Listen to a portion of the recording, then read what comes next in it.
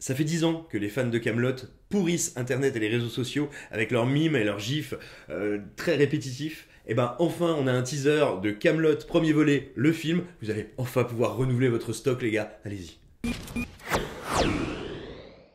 Bonjour à tous, il y a quelques heures est arrivé totalement par surprise un premier teaser de Kaamelott.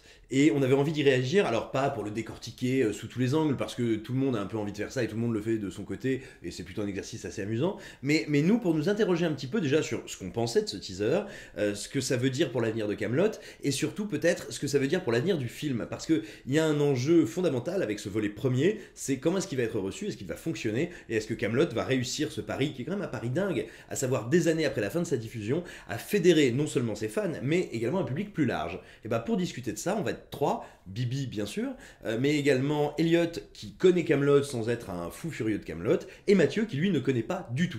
Moi pour ma part je fais partie de la génération qui a grandi avec la série, qui a adoré la mater, la remater. Alors moi j'ai énormément d'affection pour Kaamelott parce que Alexandre Astier est un créateur d'univers. C'est très très rare, on n'en a pas énormément en France, en tout cas pas actuellement en activité, des artistes qui vraiment fabriquent des mondes qui sont extensibles à l'infini, qui sont d'une richesse dingue et qui se basent sur de grands mythes, sur des pans entiers de culture populaire. Donc voilà, moi c'est un artiste auquel je suis extrêmement attaché, je trouve que son travail est brillant, je trouve que c'est une orientation qui a été superbe, que c'est un cas tout à fait unique dans l'histoire de la télévision française, mais plus globalement de la fiction, parce qu'il a continué aussi sur la scène. Enfin voilà, la manière dont il travaille avec sa famille, avec sa tribu, je trouve ça vraiment très très intéressant et encore une fois très singulier en France. Donc voilà, moi je suis un grand amateur de Kaamelott. Est-ce que je connais bien Kaamelott? En tout cas, je connais par cœur toutes les bêtises, les conneries dites et faites par Caradoc et Perceval, mais je ne suis certainement pas un expert de l'univers. Moi, c'est le mec qui connaît pas grand chose à Kaamelott, qui est tombé sur un épisode sur W9 un soir et qui se fait insulter dans les soirées parce qu'il connaît pas toutes les répliques cultes.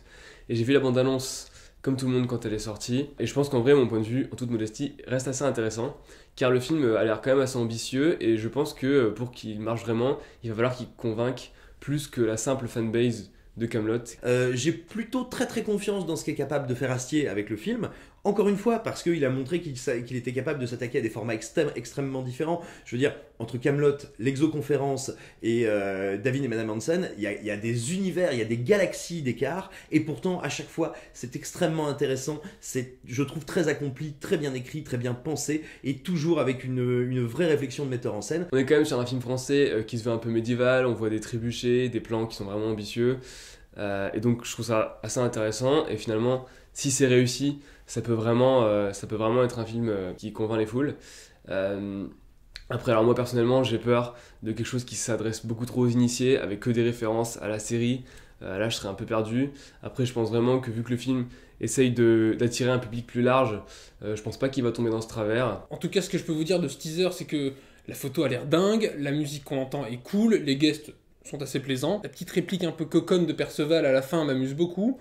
Mais par contre, ce teaser, il est pas très plaisant à regarder. Les fondus au noir, toutes les 4 frames, c'est hyper désagréable, désolé. Je le trouve pas ultra plaisant, j'ai vraiment l'impression qu'il l'a bricolé dans son coin, vraiment pour nous donner un petit apéro avant le hors-d'œuvre, et du coup voilà, je trouve que le montage est pas très harmonieux dans le rythme, que ça fait vraiment petit clin d'œil pour nous faire plaisir et nous dire regardez, tout le monde revient, regardez, il y a tel et tel clin d'œil, regardez, il y a enfin les trébuchets, et bien sûr, ça me fait super plaisir de le découvrir, mais je trouve pas qu'en tant que tel, en tant qu'objet, il soit super kiffant, quoi. De toute évidence, il y a encore du boulot qui se passe bien, vu qu'ils ont avancé la sortie du film, qui sera donc maintenant, non plus en octobre, mais le 29 juillet. J'ai encore l'impression qu'ils sont en train de bosser peut-être sur les lumières ou sur les étalonnages.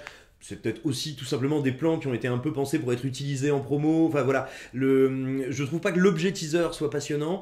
Pour autant, ça m'inquiète pas du tout, quoi. Quand je le découvre, je me dis pas oulala, qu'est-ce qui s'est passé. Je me dis juste genre bon, ok, vous aviez envie de nous faire un petit cadeau, ça fait plaisir. Maintenant, on attend de voir quand le jeu va être un peu plus musclé. Le teaser montre plein de trucs tout en montrant un peu rien, ce qui est le principe d'un teaser. Donc là, je peux pas lui jeter la pierre.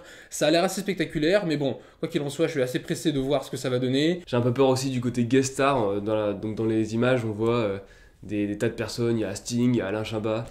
J'ai peur que ça fasse un peu défiler, mais si le film arrive à éviter un peu tous ces problèmes, il pourrait franchement s'avérer divertissant.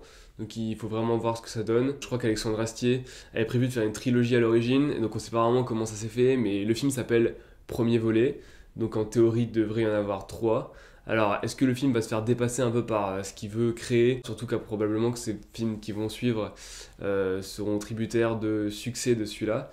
Donc j'ai un peu peur de ça, mais encore une fois, finalement, sans trop le connaître et juste avec sa réputation, je fais confiance à Astier pour qu'il nous livre un truc assez fun, rigolo et peut-être même spectaculaire. J'espère de tout cœur que le film aura un bon résultat au box-office pour qu'Astier puisse produire une, voire 2 suites. Et puis voilà. Moi je vous dis à bientôt. Insultez nos mamans.